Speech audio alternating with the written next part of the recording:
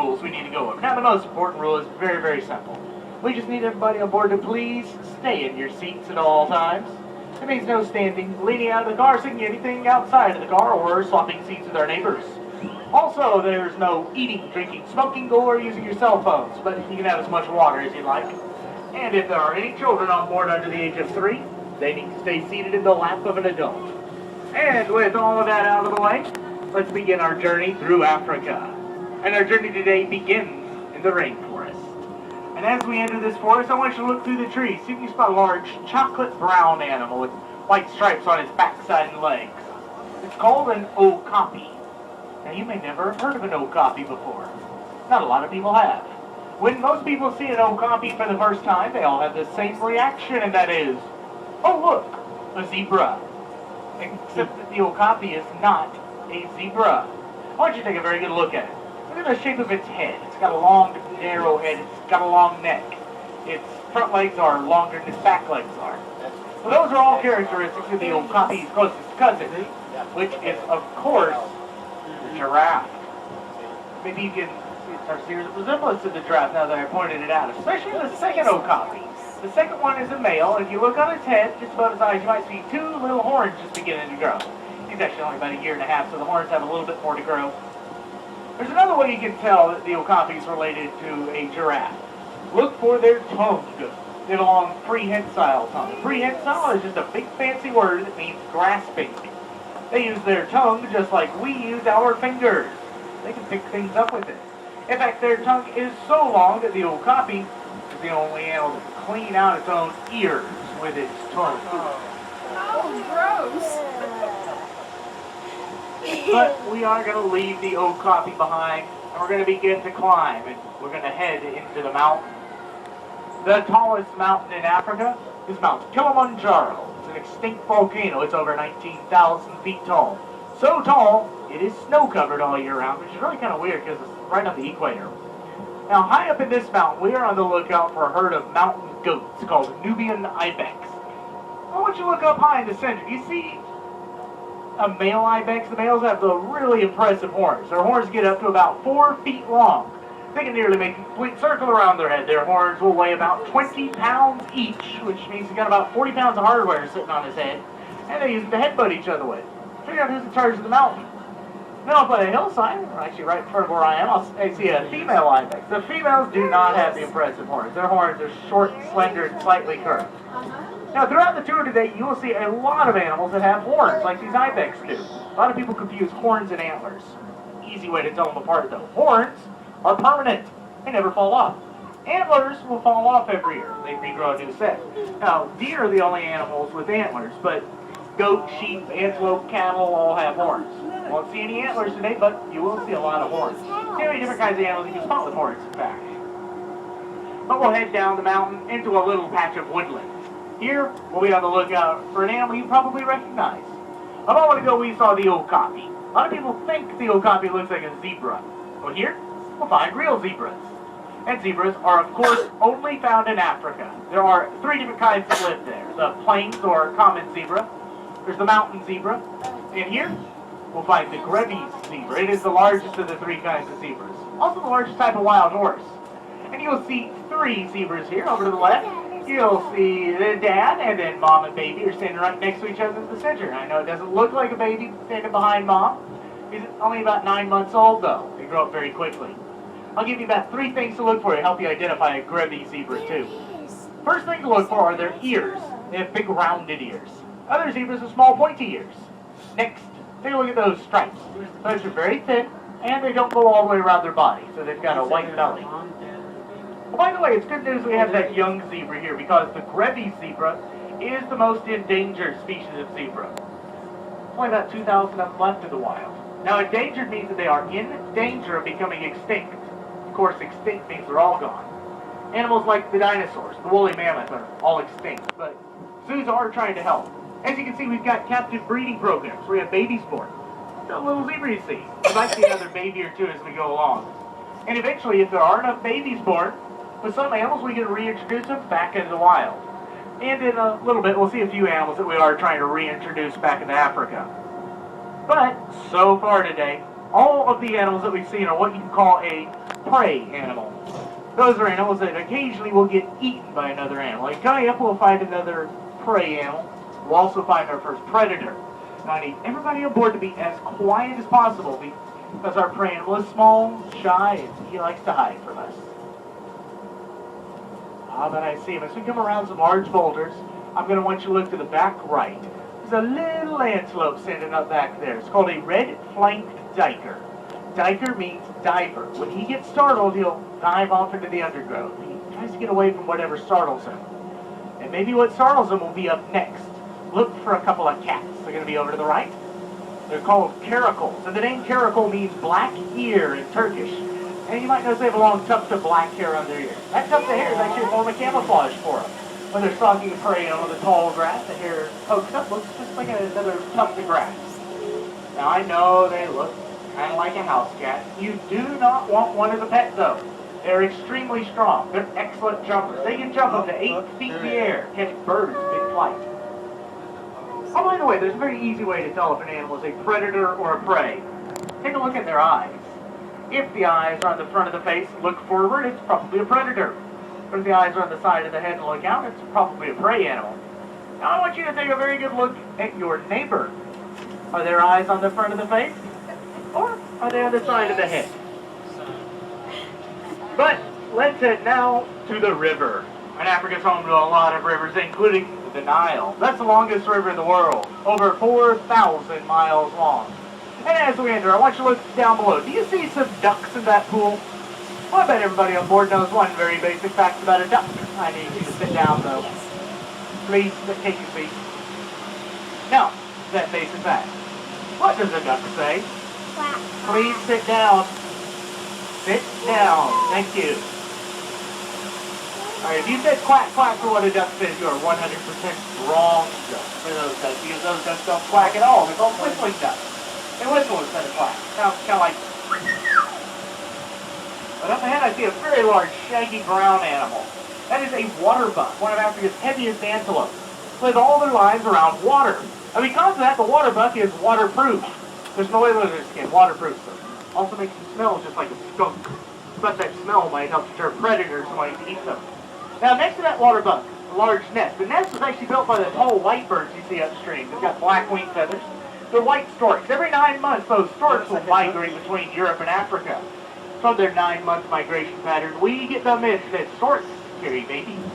Now there's one very elusive animal I saw here. It's hiding in the trees somewhere. It's kind of tan in color. It's called a zookeeper. They're hiding from us. Now I also spotted on an island a flock of white pelicans. Pelicans are, of course, fish-eating birds. Underneath their long bill is a pouch. Pouch has a special name. We call it a gular. The gular can hold up to 3 gallons of water in it. They'll scoop up the water, any fish they find, strain out the water, and swallow the fish. Well, there's another fish-eating bird here, a large gray bird with a purplish head and neck, called a Goliath heron, world's largest heron. They use their sharp bill to spear fish at the edge of the water. Look through the trees, you'll see another water buck and that elusive zookeeper, and we'll also have to go through this waterfall. Hope you don't mind getting wet. I can always get one. I need to have sleeves.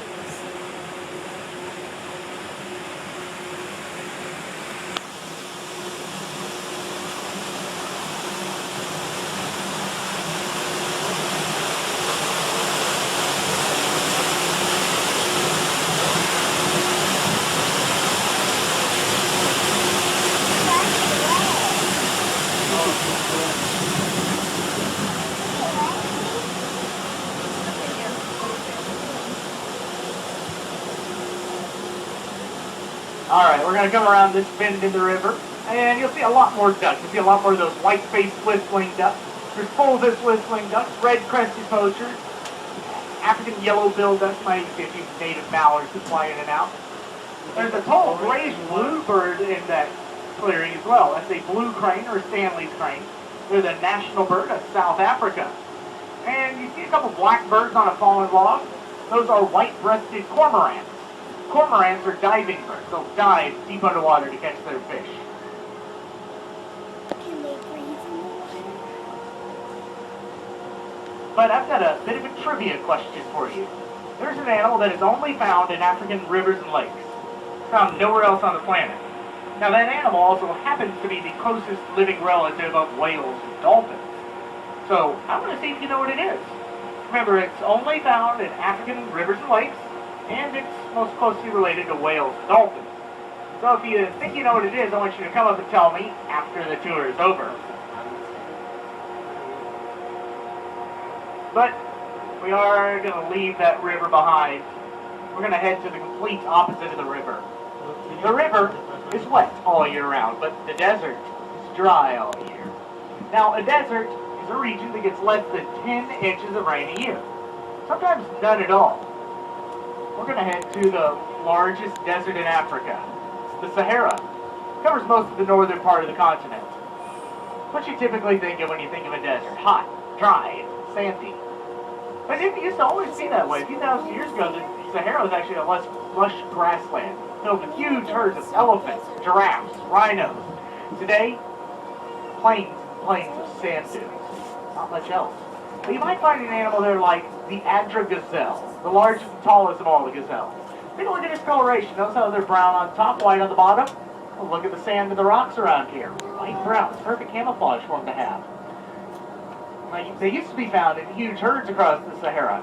Today, not many left. There's less than 200 Adra gazelles left in the wild. And unfortunately, one of the next animals we'll see up ahead is very critically endangered as well. Looking for a white animal with long curlicue horns. It's called an addax. And again, only about 200 addax left in the wild.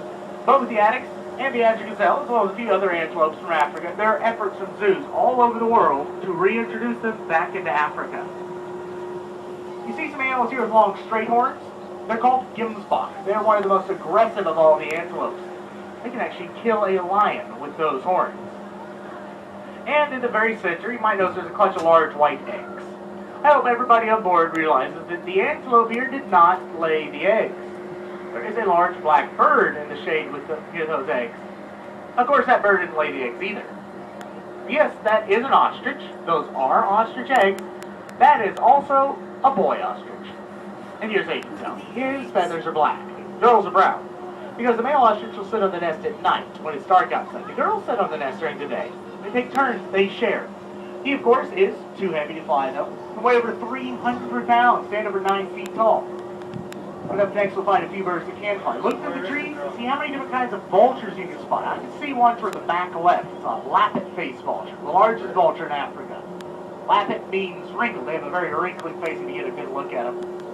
There's also an Egyptian vulture and a hooded vulture in there as well. And vultures form part of what we call nature's cleanup crew. It means that they eat the leftovers that other animals leave behind. When we say leftovers, we are not talking about Mom's meatloaf from last night. It's just a nice way of saying dead stuff. You and me eating dead stuff for lunch sounds pretty gross. Vultures actually help prevent the spread of disease just by cleaning up after other animals. And in Africa, usually vultures are the second members of the cleanup crew. Typically, it'll go hyenas, then vultures, finally bugs. Bugs finish cleaning up after everybody everywhere. But we're going to head to another dry region of Africa. It's called the bush. The bush is kind of like West Texas. It has lots of small trees and shrubs. Now, the animals that live in the bush tend to be shy and elusive. They're hard to find. In fact, one of them is so hard to find, it has earned the nickname the gray ghost of the bush. We're going to go in search of that gray ghost up ahead, so you're going to need to keep your eyes open. It may not be out in the open. I say that, and they're going to prove me wrong, because it's going to be right out in the open right as we enter. We're looking for a couple very large antelopes. They're called greater kudu, and it'll be very easy to spot. There's a female standing this side of the stream. The male is standing on an island. They look very different from one another. The male has long spiral horns and a long shaggy beard. The female doesn't.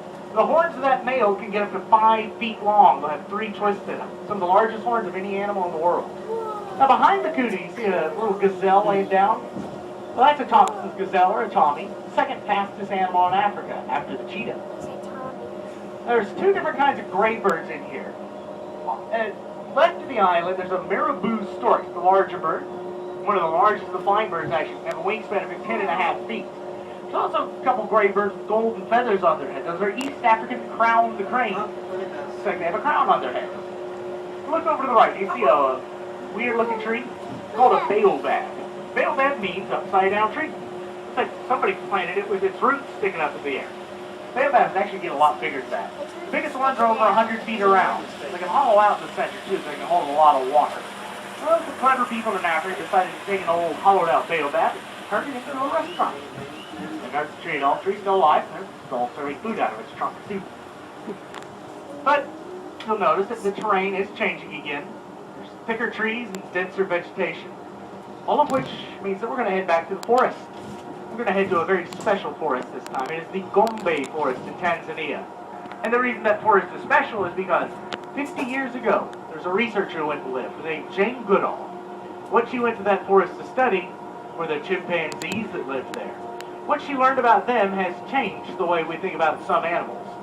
She learned that their society, culture, they communicate with one another. She saw them making and using tools. To show affection, they hug and kiss, even tickle one another to make them laugh. And before she saw all these behaviors, thought only people did those things, but it turns out chimpanzees do them as well. Now we have a whole family of chimpanzees that lives here. I'm going to try and point out some of the individuals. I saw some racing up the hill toward the back, and they've gone out of view. But I do see a chimpanzee in the fallen logs in the center. You see her as we come around the curve of the track. She is one of the older females of the troop. We have chimpanzees ranging in age of 2 years old all the way up to 52 years old. In fact, we celebrated the birthday yesterday of our little 2-year-old baby. I think he was one that ran up the hillside chasing after mom. But one important thing about chimpanzees, you need to remember those, please don't call chimpanzees monkeys. Chimpanzees are not monkeys. Chimpanzees are great apes. Here's how you tell the difference. Monkeys all have tails. Apes don't. Other apes are the gorilla and the orangutan, so don't call them monkeys either.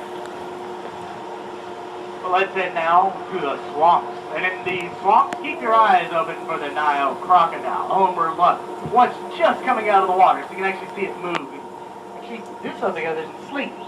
Now, crocodiles are going to stay motionless for most of the day. They're what we call an ambush predator. That means they stay motionless for hours, even days. They're just waiting for something to wander by. The biggest crocodile down there is over 14 feet long, weighs over half a ton, and he's not through growing yet. Also in those swamps, we'll find the wattled crane, Africa's largest crane. They get their name because they have a feathery wattle that hangs down just underneath their throat. Like all cranes, they've got elaborate mating dances that they'll perform for one another. But I bet if you took a really good look at those cranes right next to the crocodiles, you'd think you're looking at two very different animals. They're not as different as you think they are, though. In fact, there's a group of extinct animals that directly connects crocodiles to birds. And I want to see if you know what it is. That's your second trivia question for the day. What group of extinct animals directly connects crocodiles to birds? So if you think you know what it is, come tell me after the tour is over. Of course, if you want to go see more of those cranes, crocodiles, or chimpanzees, there's a little walking trail where you can visit. It's called the Gorilla Trail. You see a lot of other animals. They're like the gorillas. Can't see the gorillas from the train, though, so head into the forest and find them. Maybe you can find our new boy gorillas. They just moved in. They are 8 and 9 years old. They're a lot of fun to watch. There's also a research station. Head in and learn all about the gorillas that live here. Learn their names, how old the others are, where they came from, what they had for lunch today. There's some gorilla skulls you can check out, some real gorilla hair you can touch, and you can compare your handprint to a gorilla's handprint. You'll realize they're not that different. Gorillas have 4 fingers and a thumb, fingerprints. All there, pretty much the same. In fact, really, the only difference is the gorilla's handprint is going to be a lot bigger than yours is. There's also another part of Africa that you're not going to be able to see from the train. You'll have to go exploring it on your own. It's called the savannah. Now, savannas are grasslands, wide open spaces with huge herds of animals that can stretch as far as the eye can see. We have a brand new savanna here in the wilds of Africa. Passing over the new entryway right now. The rest of it is all right behind us. It's home to a lot of animals like elephants, giraffes, lions, cheetahs, warthogs. They're all out there for you to go visit. But I want you to look down below. There's a rocky habitat. And in there, you might be able to catch a glimpse of a few monkeys. In fact, I spot one behind the waterfall. It's just to the right of the waterfall up in this rock. It's called a mandrill. The world's largest monkey and one of the most colorful. They're known for having bright red and blue faces, as well as brightly colored backsides. Now they are a little bit hard to see from up here, especially since all those trees are down below. They were easier just a couple weeks ago. The trees decided to sprout leaves on us. pink. It's springtime. You can always see the mantis from down below if you don't see him from up here. But if you travel in Africa, all the way to the very southern tip of the continent, there lives a bird that you probably have never thought about coming from Africa. Penguins. African penguins. And when you think about penguins, I think you're thinking about birds from Antarctica. It's just snow and ice. And there are penguins there, but there are also penguins in South America, Australia, New Zealand, the Galapagos Islands. African penguins don't even like the cold weather. They only like temperatures from about 50 to 75 degrees. So believe it or not, it can actually get too cold in Texas sometimes with those penguins. But I'm going to want you to look across the plaza tonight. You can catch a glimpse of a flock of bright pink birds. They are lesser flamingos, the smallest of all the flamingos. They're also the lightest color in pink. Now, you ever wonder why is a flamingo pink? Because of the food they eat.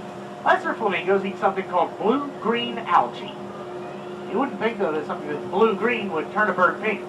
Well, that algae has something in it called carotene. Same stuff that makes carrots orange. So because they eat a lot of that carotene, that's what turns it pink. If they didn't eat it, it'd be white, kind of grayish. In fact, if you look closely enough, you can even spot a gray flamingo. There is absolutely nothing wrong with that flamingo. It's a baby. It's only a couple months old. They won't turn pink until they get older, maybe about 1 or 2 years. And we're very proud of that lesser flamingo chick because that's the very first lesser flamingo ever born here at the Dallas Zoo.